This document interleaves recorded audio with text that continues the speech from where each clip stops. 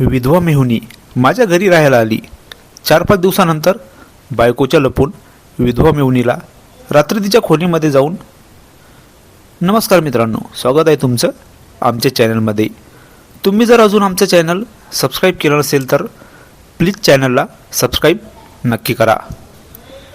बायकोची मोठी बहीण तिच्या माहेरी राहत होती. तिचे लग्न होऊन 3 वर्ष झाले होते तेव्हा तिचा नवरा तिला एकटं सोडून गेला होता. ती विधवा झाली आणि एकटीच राहू लागली. तिचं मन कुठेच लागत नव्हतं. तिच्या घरच्यांनी ठरवलं की तिचं दुसरं लग्न करायचं, पण तिने नकार दिला. ती म्हणाली, मला जेव्हा वाटेल तेव्हा मी सांगेन दुसरं लग्न करायला. माझी मेहुणी, तिचं नाव प्रगती.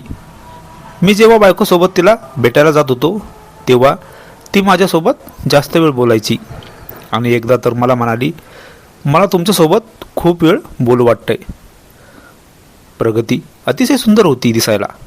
तिचं लग्न शिक्षकासोबत झालं होतं. नवरा नोकरीला होता. सर्व काही चांगलं होतं, पण तिच्या नशिबात नव्हतं. मेहुणीने माझ्या बायकोला फोन केला आणि तिला इकडे यायचं असं बोलली. बायकोने मला मेहुणीला आणायला पाठवले. मी तिला घ्यायला गेलो आणि रस्त्याने येताना मेहुणी मला असं काही बोलली की ती मला म्हणाली, मला तुमच्यासोबत जास्त राहायला भेटेल त्यामुळे मी आले.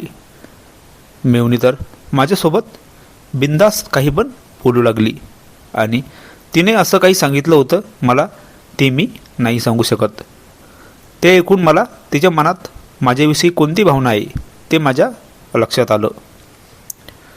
घरी आल्यावर 4-5 दिवसानंतर मेहुणी तर एवढी खुश होती.